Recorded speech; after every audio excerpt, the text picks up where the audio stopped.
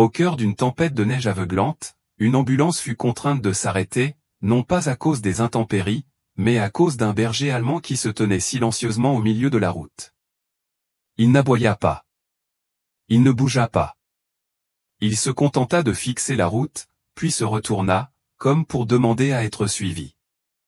Ce qu'ils découvrirent, enfoui dans la neige derrière lui, vous briserait le cœur et vous redonnerait foi d'un seul coup. D'où regardez-vous aujourd'hui? Laissez un commentaire ci-dessous. Nous sommes sur le point de commencer une histoire que vous n'oublierez jamais. Le ciel s'était transformé en cendre au-dessus des monts Swan. La neige tombait en épaisse nappe latérale, poussée par un vent hurlant comme un vent ancien et furieux. La ville de Red Elk, un village dispersé niché à la limite nord de la nature sauvage du Montana, avait pratiquement disparu sous la tempête. Les lignes électriques étaient coupées dans 3 quartiers, et les services d'urgence avaient redirigé la plupart des appels vers un centre de répartition situé à une centaine de kilomètres de là, mais certains appels parvenaient encore à passer. Casey serrait le volant de son ambulance recouverte de neige comme s'il allait lui échapper. Elle avait 33 ans, mince et nerveuse, les joues creuses et une grâce fatiguée qui semblait indélébile. Sa peau portait le léger rose de vieille brûlure froide, et ses yeux noisettes restaient rarement fixés sur une seule chose, comme si son esprit se méfiait du calme. Elle avait été radieuse, disait sa famille, avant l'incendie. Avant que sa sœur ne se noie, ne laissant derrière elle que le silence et la culpabilité de Casey. Aujourd'hui, elle portait son traumatisme comme une armure, une parka pratique, des bottes de travail éraflées et un ton sec, presque dur. À côté d'elle dans le taxi, Jérémy Parrish marmonnait dans la radio.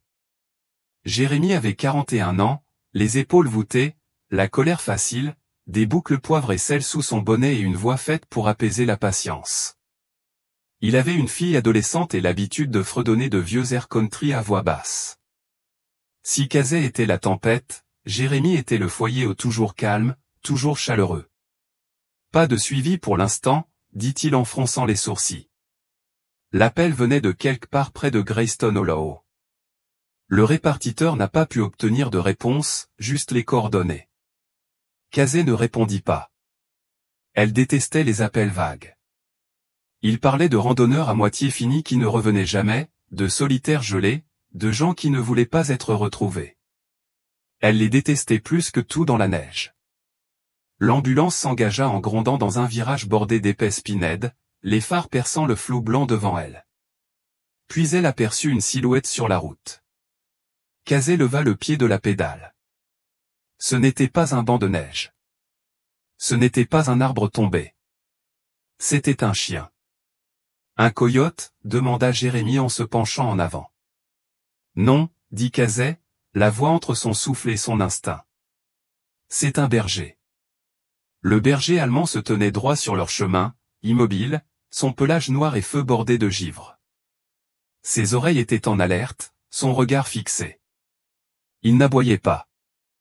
Il ne bronchait pas sous l'éclat des phares. Il les observait simplement avec une immobilité étrange, comme s'il avait attendu. Jérémy baissa la vitre en criant « Bouge, mon garçon. Sors de la route !» Mais le chien resta immobile. Il ne tressauta pas. Casey arrêta l'ambulance, puis ouvrit la portière. « Casey, viens, dit Jérémy, agacé. C'est un chien errant. » Elle ne répondit pas. Le froid la gifla violemment dès qu'elle sortit. Le vent lui transperça la veste et la força à plisser les yeux pour se protéger des bourrasques, mais elle s'avança lentement vers le chien. Il recula, non pas en courant, mais en reculant. Puis il s'arrêta. Sa queue était basse, non repliée. Un gémissement s'échappa de sa gorge doux, déterminé. Casey fit un autre pas. Le chien recula encore d'un pas. Jérémy, prends une lampe de poche, appela T.L. Il gémit, mais la suivit, le faisceau balayant la neige et les ombres entre les arbres. Ensemble, ils quittèrent la route et descendirent une douce pente de poudreuse blanche, suivant les traces de pattes et la silhouette silencieuse devant eux. Le berger ne galopait pas et ne s'élançait pas, il s'arrêtait souvent, tournant la tête pour vérifier qu'ils étaient proches.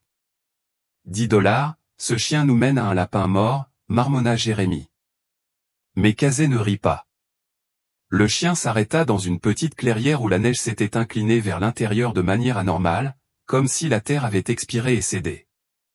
Le berger tourna autour de quelque chose à moitié submergé, laissant échapper un gémissement bas et urgent.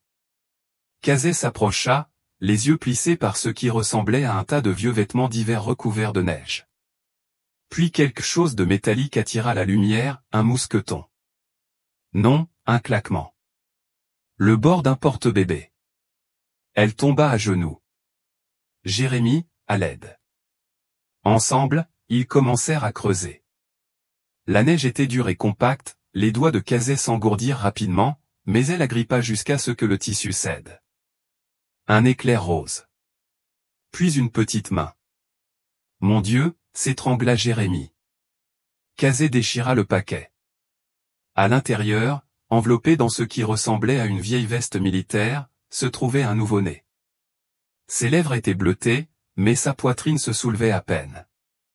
Elle est vivante, haleta Kazé. Elle est vivante.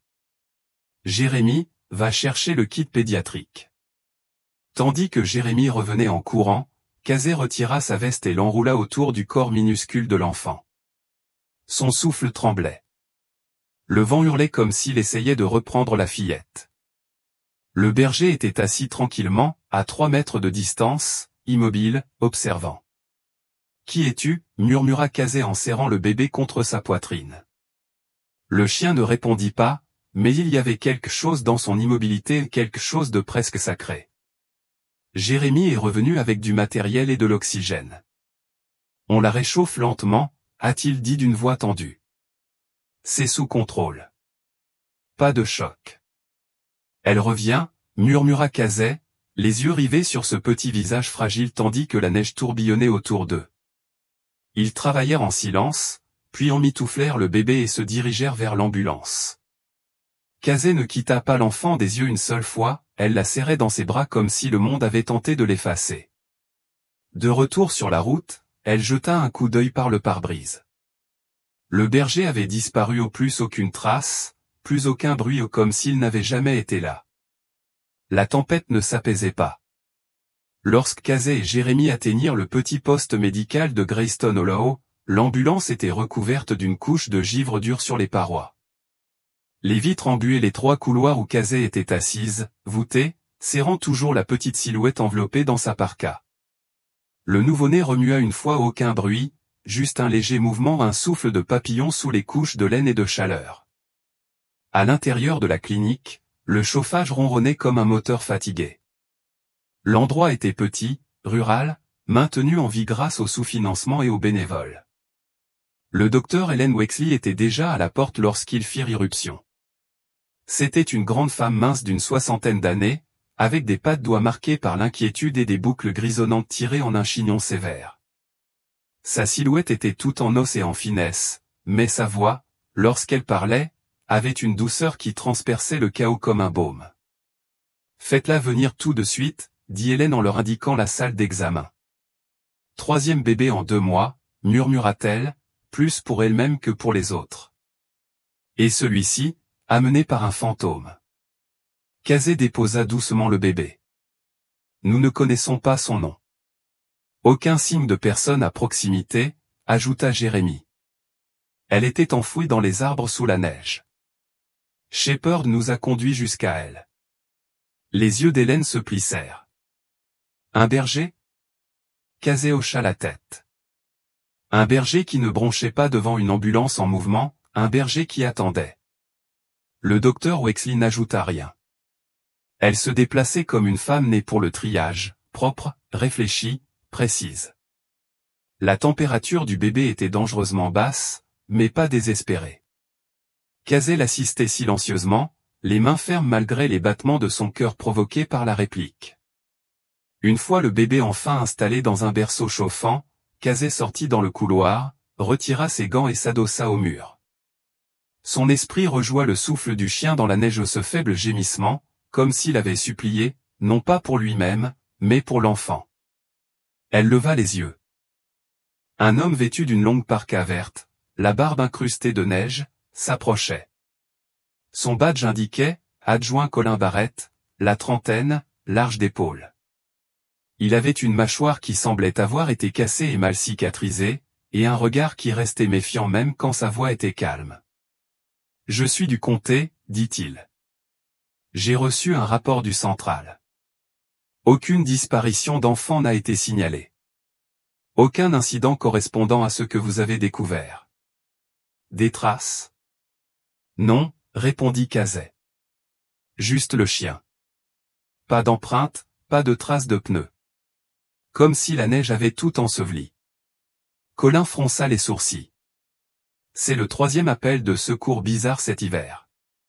Tu as entendu parler du gamin qui s'est présenté devant le poste de garde forestier de Bosemans? Il a dit qu'un chien de neige l'avait amené. Personne n'a pu confirmer quoi que ce soit. Le même genre de chien, demanda Cazet. Colin haussa les épaules. Personne ne l'a vu. Mais si c'est le même, on dirait que tu as rencontré un mythe. Cazet ne s'intéressait pas aux histoires. Elle s'intéressait aux faits. Et la mère? Il faut prévenir les services sociaux. Je les ai déjà contactés, dit Colin. Et nous recoupons les hôpitaux locaux pour les naissances récentes. Mais à moins que quelqu'un ne signale sa disparition. Il laissa le silence achever sa phrase. Cazet retourna dans la salle d'examen. Le bébé, désormais nettoyé, n'était plus bleu. Sa peau avait pris une teinte rose pâle. Ses yeux papillonnaient sous ses paupières closes. Le docteur Wexley a dit, vous étiez pile à l'heure. Si vous arrivez plus tard. Elle n'avait pas besoin de finir. Cazet se retourna pour partir, mais s'arrêta. Était-elle restée dehors toute la nuit? Hélène leva les yeux. Pas sans ce chien. Impossible.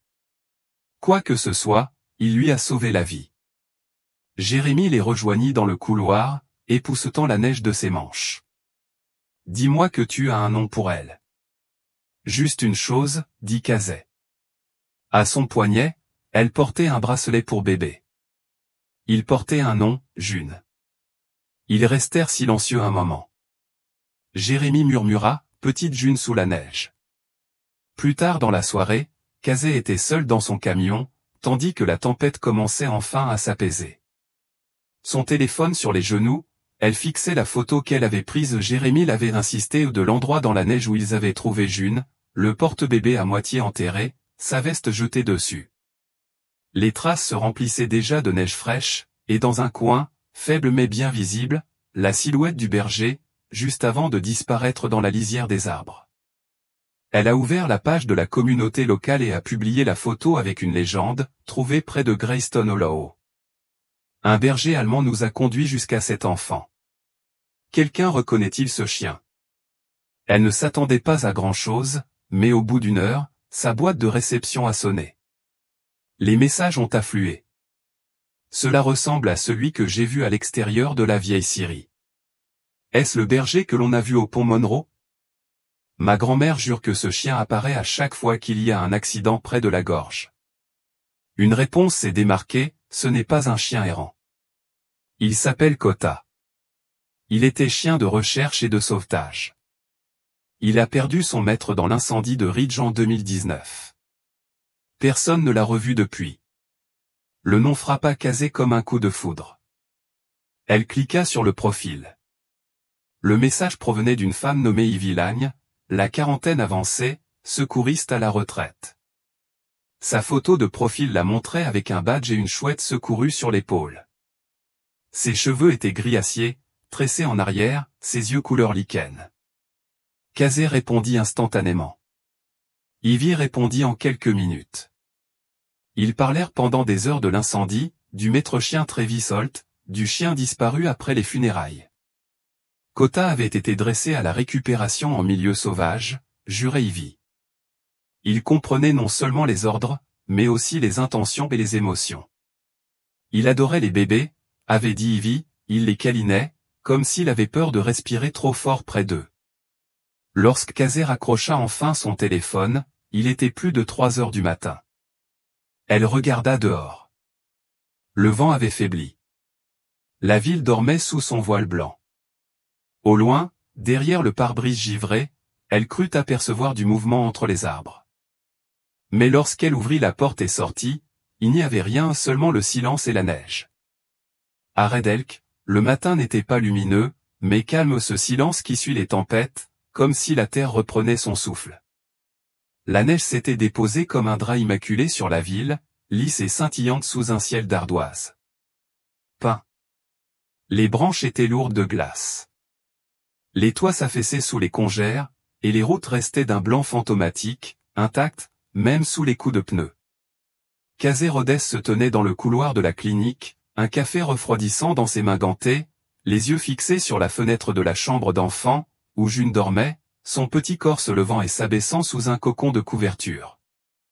Le bébé s'était stabilisé pendant la nuit, ses fonctions vitales étant suffisamment solides pour empêcher tout transfert ultérieur. Ils attendraient, insistait le docteur Wexley, l'arrivée des services de protection de l'enfance. Mais Casey n'attendait pas. Pas vraiment.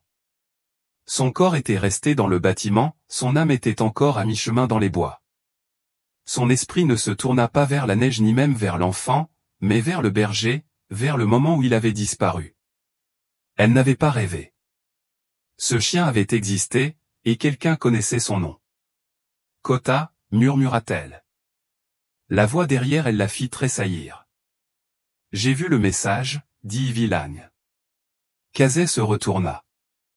Ivy se tenait juste derrière la porte, en train de déneiger son long manteau de laine.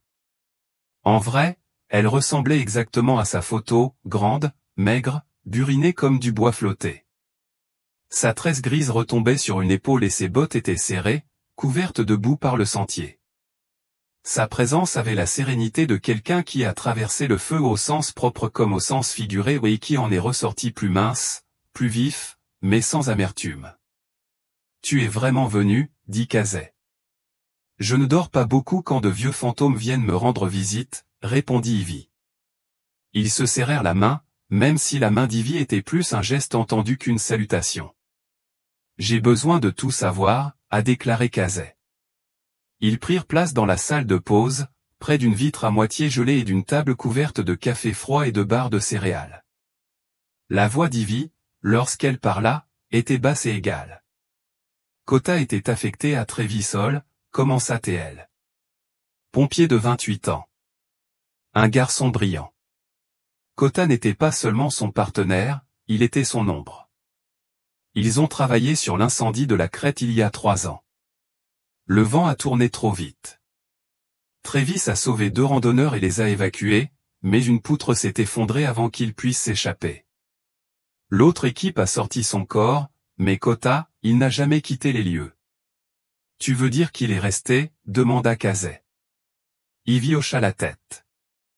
Ils ne les ont pas laissés prendre le corps. Ils ont dû le mettre sous sédatif juste pour le sortir de la crête.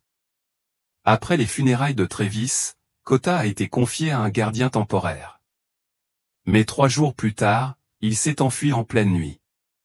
On a cherché. Rien. Et personne ne l'a revu depuis.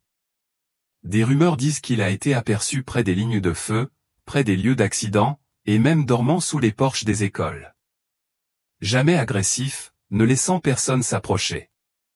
Jusqu'à maintenant. Casey fixait la glace fondre sur la vitre.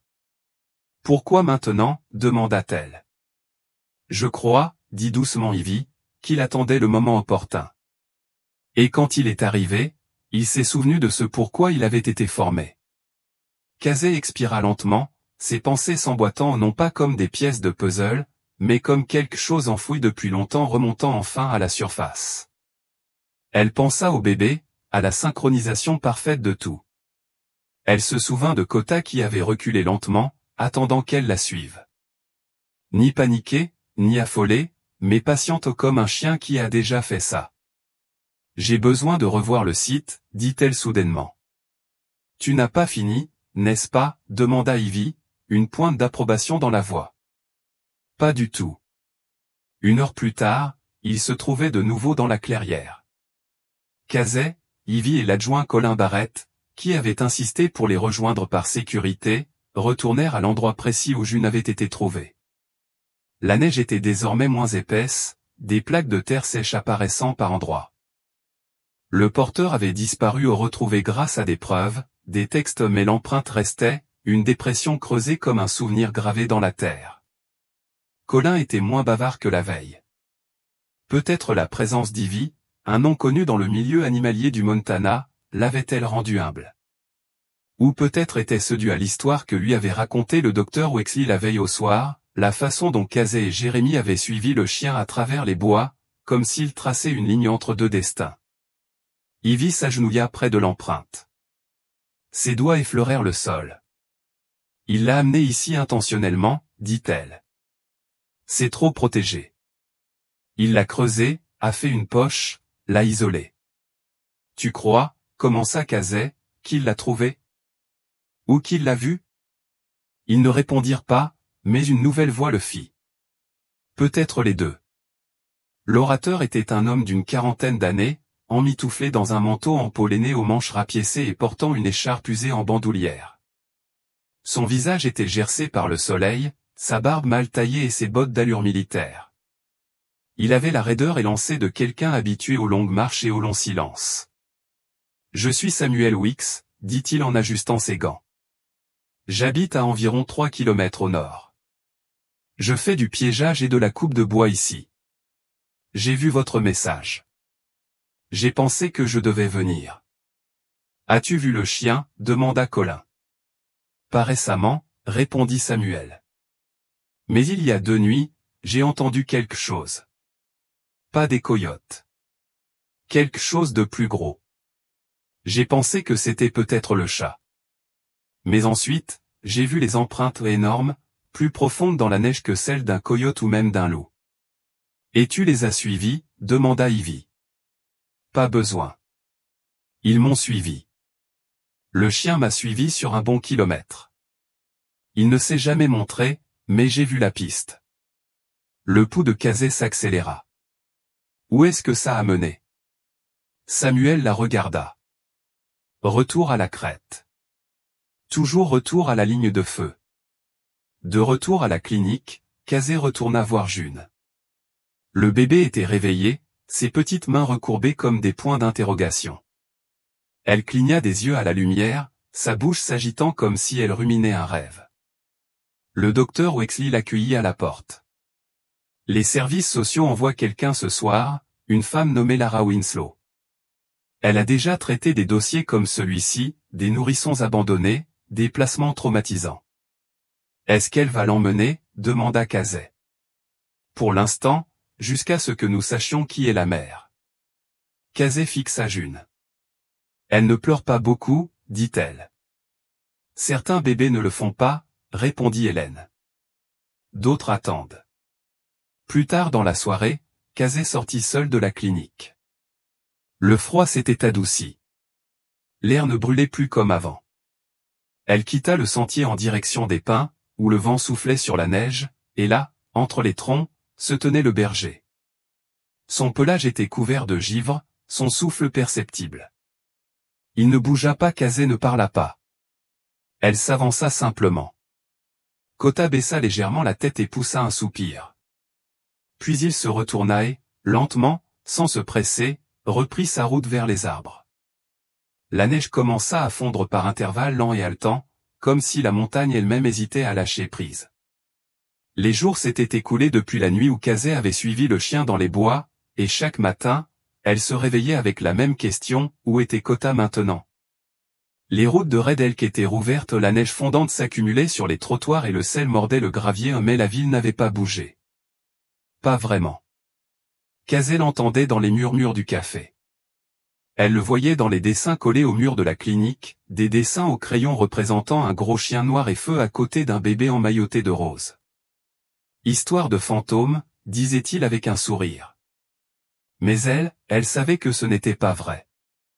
À l'intérieur de la clinique, June roucoulait depuis son berceau, plus radieuse maintenant, ses joues rondes rougissant de vie.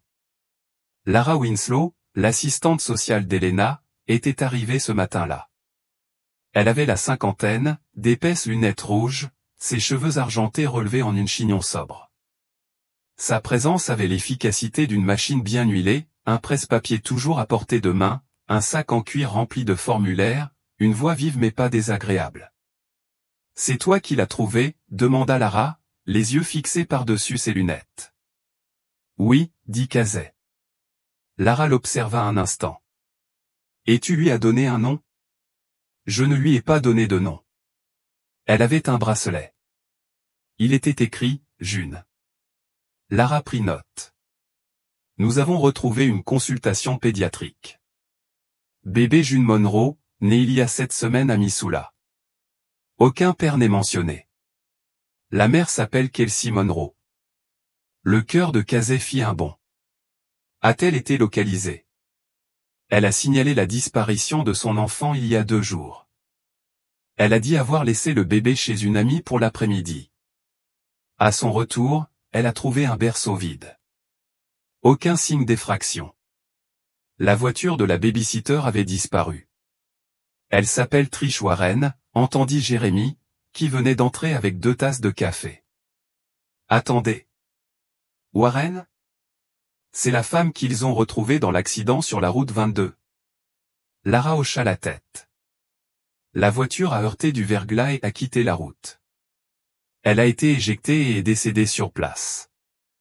Et June? Demanda Kazay, la voix à peine ferme. Le siège auto n'était pas dans le véhicule.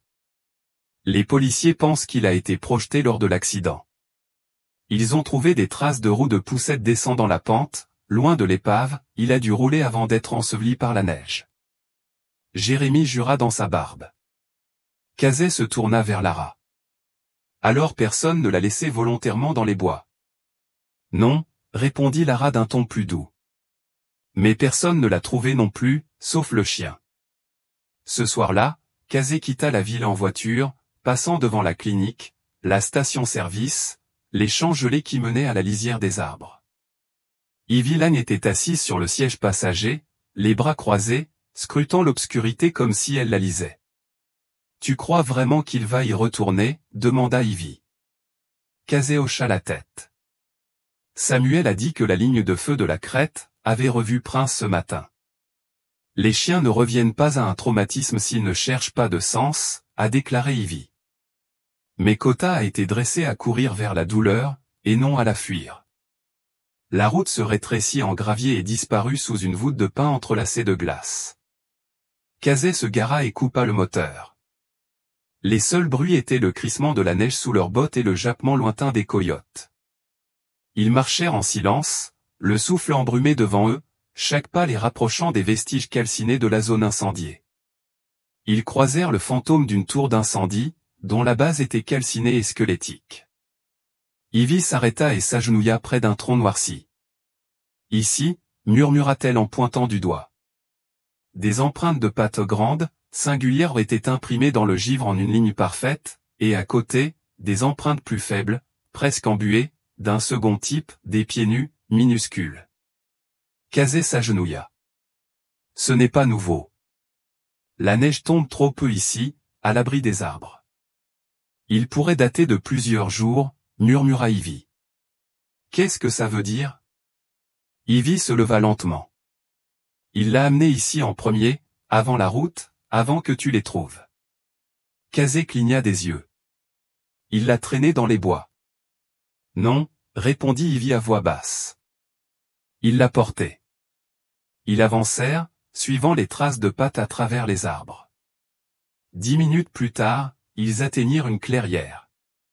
Au centre se dressaient les vestiges d'un cercle de feu de vieux frênes à moitié enfouis sous la neige et un cadre photo calciné, couché de travers dans la terre.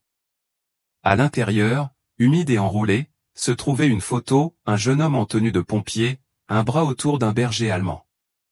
Son sourire était large, sincère, sans retenue. Kazay souleva le cadre. Trévisol. Il l'a ramené là où il l'avait perdu, dit Ivy. Comme une offrande ou une promesse tenue. Derrière eux, une branche cassa. Ils se retournèrent. Kota se tenait au bord de la clairière, silencieux comme toujours, observant. De près, il paraissait plus âgé au son pelage rêche d'épines et de ronces, ses yeux légèrement voilés par l'âge mais sa posture affichait la discipline d'un entraînement depuis longtemps gravé dans les muscles. Il ne grognait pas. Il ne courait pas. Kazé fit lentement un pas en avant. Kota, dit-elle. Il cligna des yeux. Tu l'as trouvé, murmura-t-elle. Elle s'agenouilla. Kota s'avança. Il ne s'approcha pas d'Ivy. Il ne s'approcha pas de la photo. Il alla vers le cadre que Kazé tenait à la main et y posa doucement son nez. Puis il s'allongea dans la neige. De retour à la clinique le lendemain matin, la mère de June arriva. Kelsey Monroe était jeune, peut-être 24 ans, avec des cheveux blonds et plats tirés en un chignon désordonné et un manteau délavé de taille trop grand. Son visage portait les traces de nuit blanche et de quelque chose de bien plus ancien que son âge. Le chagrin rôdait à chaque battement de paupières. Lorsqu'elle entra dans la pièce et vit June dans son berceau, elle s'effondra non pas en criant, mais en s'effondrant, comme si ses jambes avaient cédé sous le poids de tous ces jours où elle avait cru son enfant mort. Elle embrassa le front du bébé en murmurant son nom encore et encore, June. June, oh, bébé. Kazé resta à la porte sans rien dire. Elle n'en avait pas besoin. Kota attendait dehors, près du trottoir, immobile. Quand Kelsey sortit enfin, les larmes aux yeux, le chien leva la tête. Leurs regards se croisèrent. Il se leva et marcha vers elle. Elle se figea, puis, lentement, tremblante, lui tendit la main. Kota renifla aussitôt, puis s'assit. Un silence s'abattit sur eux long, complet, parfait. Il savait, murmura Kelsey. Il savait qu'elle était là. Kazé expira pour la première fois depuis des heures. Plus tard, elle se demanda si c'était le destin ou quelque chose de plus profond ou un fil de mémoire et de loyauté que même la mort ne pouvait altérer. Kota avait perdu son partenaire, mais pas sa mission. Et quand le monde oublia son nom, il se souvint de sa raison d'être. Les chutes de neige avaient cessé depuis des jours, mais le froid persistait comme un souffle qui refusait de s'expirer. Sous le silence des collines gelées de Red Elk, le temps s'écoulait non pas en heures, mais en souvenirs. Kazé Rhodes était assis près de la fenêtre de la clinique. Le ciel, dehors, prenait une teinte ambrée tandis que le soleil se couchait derrière la chaîne des Swans. Dans la pièce voisine, les doux murmures de juin résonnaient faiblement, le son d'une vie naissante tissant son fil dans une tapisserie de chagrin et de survie. Kota était recroquevillé sous le banc de la fenêtre, immobile, à l'exception d'un léger frémissement d'oreille. Il n'avait pas quitté June depuis les retrouvailles. Ni à l'arrivée de sa mère. Ni à la visite de la presse. Ni même lorsque Lara Holo lui avait proposé de le placer dans un refuge local en attendant une évaluation plus approfondie. Il ne va nulle part, avait alors dit Kazé d'une voix basse mais assurée. Mais Kazé se trouvait à la croisée des chemins. Kota n'avait pas de propriétaire officiel, pas d'endroit précis où retourner. Et bien que sa maison fût petite et son chagrin encore profond, quelque chose en elle, un coin sombre, avait commencé à s'agiter et à se demander, pourrait-elle le garder? Elle ne l'avait pas encore dit à voix haute. Ni à Jérémie, ni à Ivy, et certainement pas à elle-même. Cet après-midi-là, Kazé retourna à la caserne où Travis Holt avait travaillé. Elle emmena Kota avec elle, même si le chien marchait lentement, une légère boiterie persistant à la patte arrière. Son âge se lisait davantage à la lumière du jour aux fourrures grisonnantes, yeux troubles, mais rien en lui ne semblait avoir diminué. Au contraire, sa façon de scruter chaque pièce avant d'y entrer, de s'arrêter sur les seuils et de garder le flanc contre le mur, des habitudes inculquées par le feu et jamais oubliées. La caserne neuve était un bâtiment usé par les intempéries, en acier et parpaing, aux moulures rouges rouillées. À l'intérieur, une odeur de cendre, de café et de vieille huile flottait. Les pompiers circulaient dans les couloirs au rythme familier, bavardage radio à voix basse, bottes lourdes, plaisanteries légères. Un homme sortit du bureau au fond, la cinquantaine avançait, les cheveux coupés courts, une chemise en jean rentrée dans un pantalon inifugé. Il avait les épaules d'un homme plus jeune, mais une claudication qui correspondait à celle de Kota. Il s'appelait le capitaine Neil Bram, et son visage se figea à la vue du chien. « Eh bien, je serai damné, » murmura-t-il en s'accroupissant lentement. « Kota ?» Le chien s'avança, s'arrêta à 30 centimètres et s'assit. Kazé attendit. « Il s'asseyait comme ça pour Travis, » dit Neil. Il ne s'approchait pas sans qu'on lui en donne l'ordre. Kota se leva à nouveau, l'émotion enroulée derrière ses yeux. « Tu es venu pour en savoir plus ?» demanda-t-il à Kazé. « Je suis venu voir d'où venait Kota » répondit-elle. Ils la conduisirent dans un couloir jusqu'à un débarras au fond, où des cartons étaient empilés sur de hautes étagères étiquetées avec des années et des indicatifs. Neil en prit un marqué, Unité Holt et Ridge. Il l'ouvrit et en déposa délicatement le contenu, un badge, un casque brûlé, des dossiers d'entraînement et une photo de Travis, le bras autour de Kota, tous deux fixant l'objectif avec un air de certitude mutuelle. Kota a été formé au sauvetage rapide des nourrissons, explique Neil. Il dormait à côté des berceaux pendant les exercices. Travis dit que le chien reconnaissait les pleurs d'un nouveau-né avant même qu'une oreille humaine ne les entende. Kazé regarda le dossier en silence. Puis elle dit, il a amené June au premier rang, là où Travis est mort. Neil ne parut pas surpris. Les chiens comme lui n'oublient pas leur raison d'être. Ils ne comprennent pas la mort comme nous, juste l'absence. Et quand la raison d'être disparaît, ils attendent qu'elle revienne. Kazé fixait la photo du chien à côté duquel elle était assise. Et pour la première fois depuis longtemps, son cœur ne semblait plus être un creux résonnant de ce qu'elle avait perdu. C'était comme si quelque chose était revenu. Plus tard dans la soirée, Kazé invita Kelsey Monroe et sa petite June chez elle, une petite cabane en rondin à la lisière de Red Elk, nichée entre deux ruisseaux gelés. La cabane avait appartenu à son père, puis lui était passée après sa mort. Un homme dont elle n'avait plus beaucoup parlé depuis les funérailles, même pas à Jérémie. L'endroit sentait le cèdre et les vieux livres, avec une cheminée en briques qui n'avait pas vu de flamme depuis l'automne. Elle l'attisa où le feu s'embrasa avec un sifflement hésitant puis étendit une couverture sur le sol où June pouvait s'allonger au chaud, roucoulant en regardant les ombres danser sur les bûches.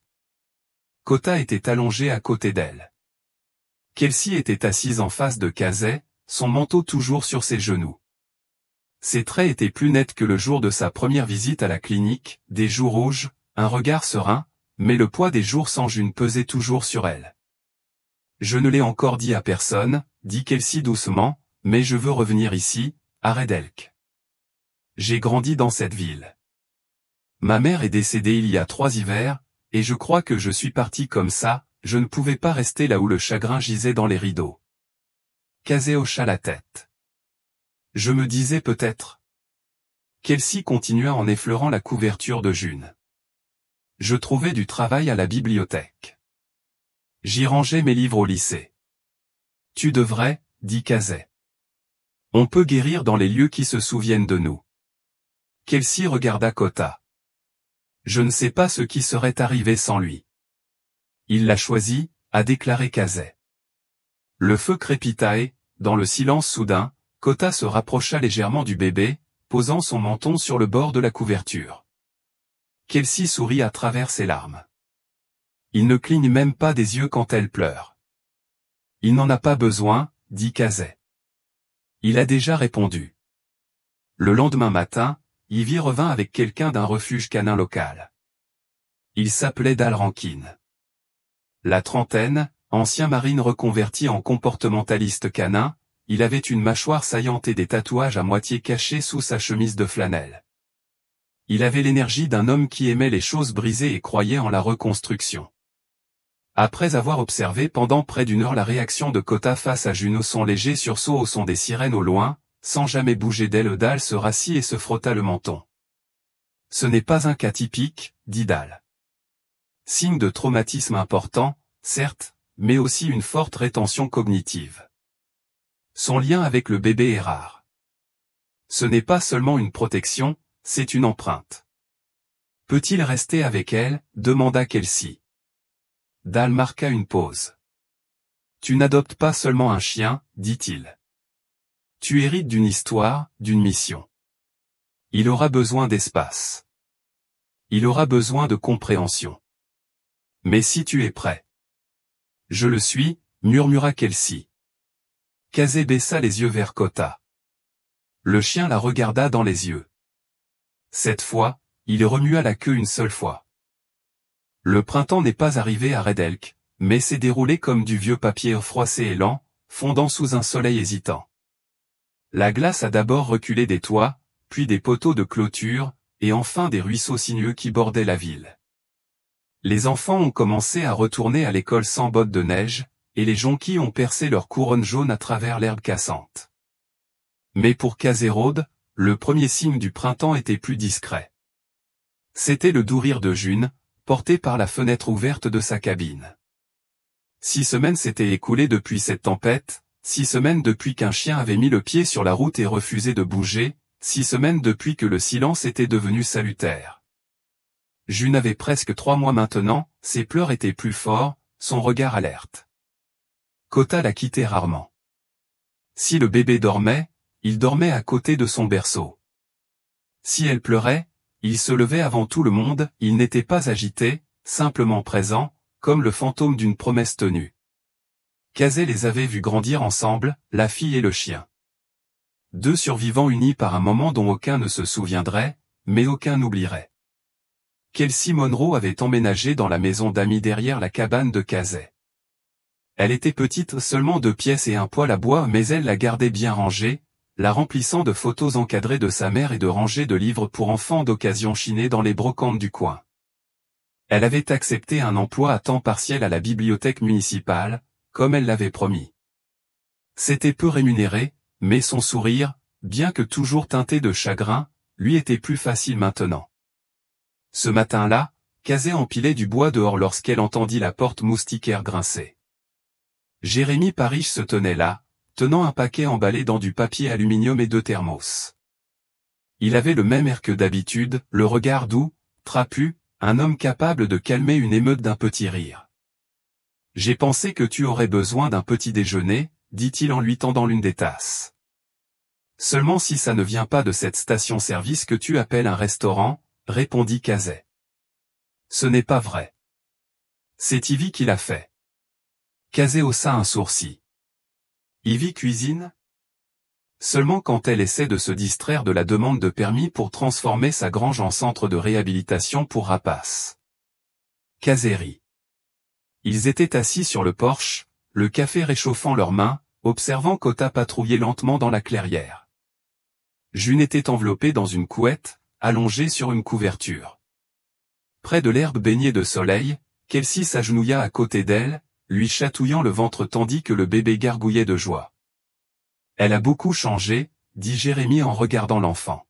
« Ils l'ont tous les deux fait, » dit Kazé. « Toi aussi. » Kazé ne répondit pas au début, mais au bout d'un moment, elle acquiesça. « Je crois que j'avais oublié à quoi ressemblait la paix. » Jérémy baissa la voix. « Tu vas le garder ?» Kazé regarda Kota. Il avait maigri ces dernières semaines. L'âge avait adouci son attitude, mais pas ses yeux, il portait toujours la même conscience silencieuse, le même battement de cœur régulier qui les avait guidés à travers la neige. « Je pensais que je le ferais, » dit-elle, mais il a déjà choisi. Jérémy suivit son regard vers Kelsey et June. Kota était allongé à côté d'elle, la tête posée sur ses pattes, le corps recroquevillé juste assez pour les protéger sans les menacer. « Ce chien a retrouvé son feu, » dit Jérémy. Aucune raison de le tirer d'affaire. Plus tard dans la semaine, la ville organisa une petite cérémonie d'inauguration dans le parc. Ivy avait insisté, et la mère, une femme affable nommée Shelley Pratt, aux joues brûlées par le vent et adorant les cupcakes surdécorés, avait accepté avec empressement. Un menuisier local a sculpté un panneau, creux des gardiens. Elle était placée sous le pin où Kota avait été aperçu pour la première fois, près de la lisière du bois. Aucune mention d'héroïsme, aucune plaque imposante, juste une gravure en laiton avec une seule ligne pour « celui qui se souvenait ». Les enfants se sont rassemblés pour déposer des fleurs. Une femme âgée a chanté une berceuse des Appalaches. Kota a écouté la cérémonie avec une grâce solennelle, comme s'il savait qu'on l'honorait, mais qu'il avait depuis longtemps décidé que cela n'avait aucune importance. Après la cérémonie, tandis que les gens se dispersaient pour bavarder, Kazé resta. Kota se tenait à ses côtés, la queue immobile, les yeux fixés sur June dans les bras de Kelsey. « Tu n'abandonnes jamais » murmura Kazé. Elle fouilla dans la poche de sa veste et en sortit le petit écusson de pompier qu'elle avait trouvé dans le casier de Travis Holt à la caserne Neuf, celui qui avait été cousu sur le vieux harnais de Kota.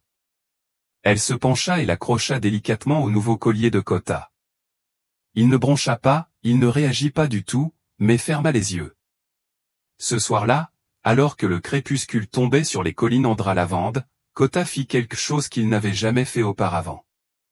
Il se tint devant la porte de la chambre de Juno, non pas à l'extérieur, non pas recroquevillé dans sa position habituelle de garde, mais à l'intérieur. Il s'allongea près du berceau et posa son menton sur le cadre en bois. Tandis que June dormait au-dessus de lui, il expira profondément, son corps tout entier s'adoucissant. Et pour la première fois depuis l'incendie de la Crète, 3 hivers auparavant, Kota dormit comme s'il n'avait plus peur de rêver. Il y a des moments dans la vie où le silence est plus éloquent que les mots, et un seul acte de loyauté peut éclairer nos plus sombres tempêtes. Kota, le berger silencieux, n'a pas seulement sauvé un enfant, il nous a rappelé que même lorsque le monde oublie, Dieu demeure.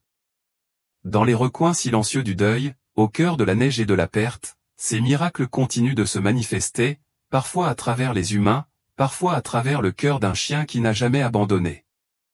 Peut-être attendiez-vous un signe. Peut-être que cette histoire l'est.